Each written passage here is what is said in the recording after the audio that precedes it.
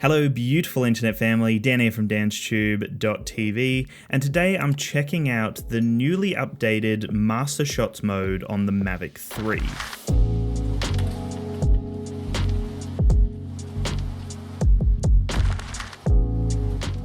Now, we were expecting this feature to come out in January, as DJI said that the update was coming in January, but they blessed us just before the Christmas period.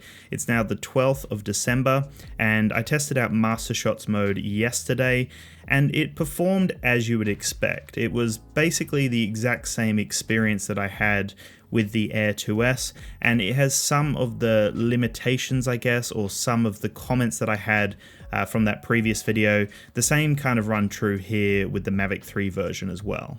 First things first, as you select the MasterShot mode, it will give you a bit of a breakdown, a bit of a kind of blurb on what MasterShots are, and then it's just enabled, ready to go. All you have to do then is just draw around something. It can literally just be a blank space. It doesn't have to be a person or a building or anything like that, which is actually one of the limitations of the active track mode, which I'll talk about in another video. But yes, you can literally draw around anything. It could just be a piece of grass, you know, just something on the ground. You can draw around it, and then that will be the pinpoint MasterShot area that it will focus on.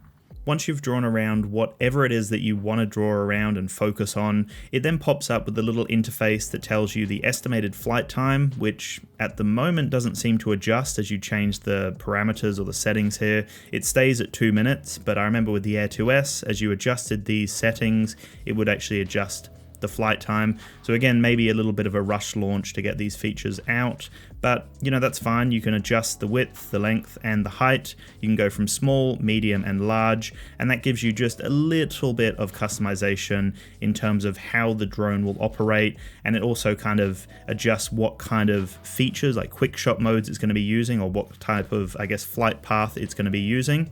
But this is where I think DJI have really missed the mark here. Now, this is double the price. The Mavic 3 is double the price of the Air2S, and it's pretty much the exact same offering. You can only shoot in 1080p or 4K. It doesn't give you any other control over like what frame rate it's shooting in or anything like that. It's literally just either 4K or 1080p. You draw around it, and then you have those three options, and that is it. Now, this is where I would really like to see some more control. You know, like there are a predetermined I guess, selection of flight modes that it's going to do automatically. It's just got an algorithm, it just does it.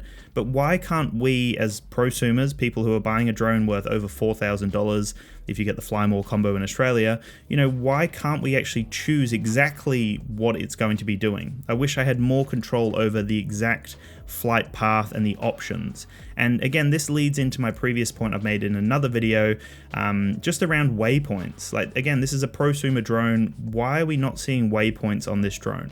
It's a very similar offering again to the Air2S, which is half of the price, and to me, it's a very limited offering. You know, I'd love to be able to have waypoints where I can set, you know, this is where I want the drone to fly, but as it hits each point, I want it to actually initiate a particular type of flight, whether that's a circle, a Dronie mode, whether that's, you know, whatever it is, the circle medium or different types of mode that we're seeing here. You really don't have any control over that. You just have to trust that the drone's going to do its thing.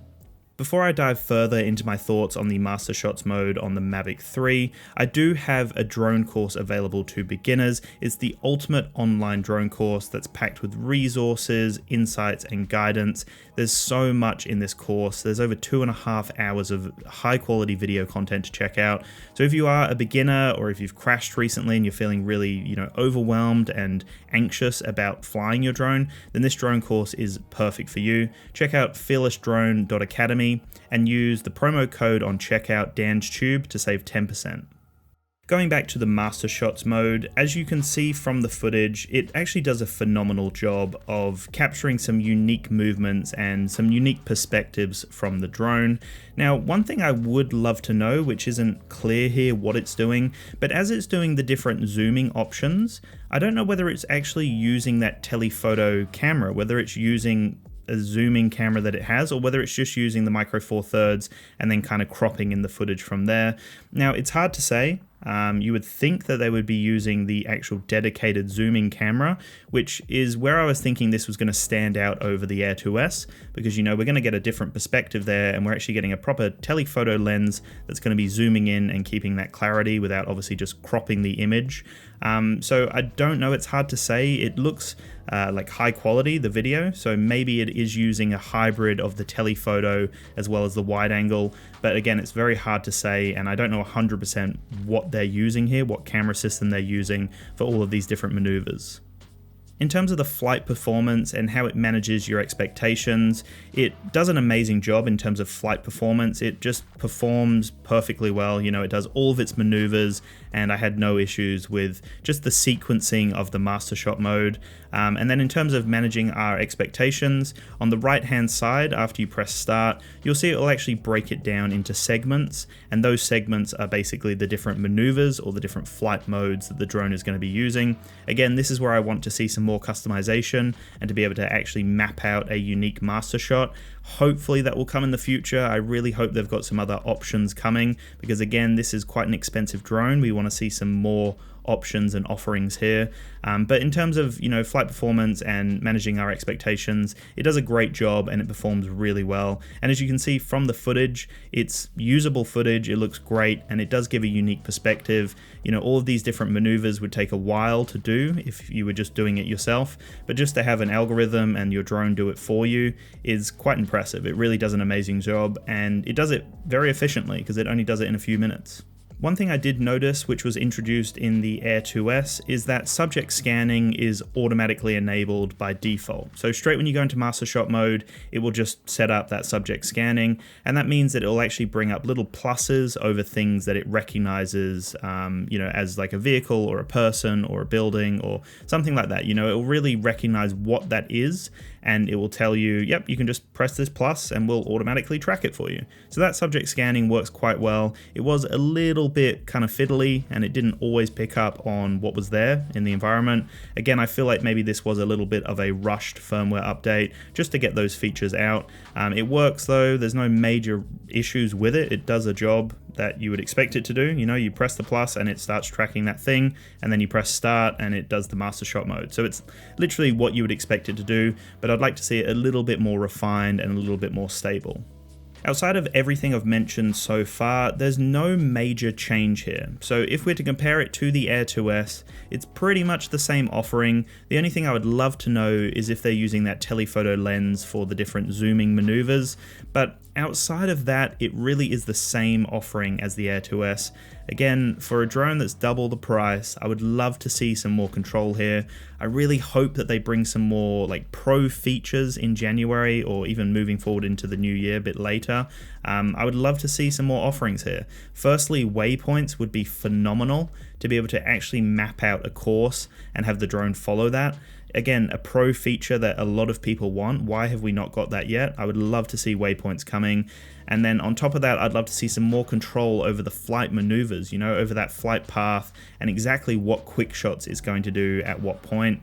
Obviously, it's got an algorithm and it's trying to keep the drone in a similar kind of area so that it can move on to the next shot. And that's what I think it actually does really well. You'll notice that it will move to one side, and then on that side, it will do a maneuver that will move it back to another point that's perfect for the next maneuver. So it makes it very efficient, and it's quite smart how it does it.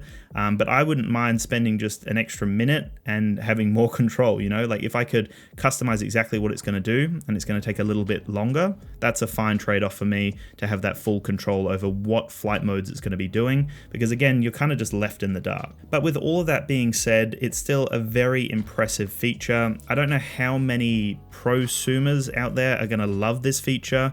Most people are probably going to want to have full control over what they're capturing, but if you're trying to capture something like a property, or you're trying to capture something that's just standing still, whatever that may be, this is a really cool feature, because you can just capture it in a few minutes, and then you got a ton of different videos to use. It captures it in one video file, but then on your computer you can then cut and choose exactly what you want to choose from that, and it really does make it nice and easy. Not that we need to worry about flight time with that massive 46-minute flight time, even though you're probably only getting about 40 minutes of flight time, which is still amazing.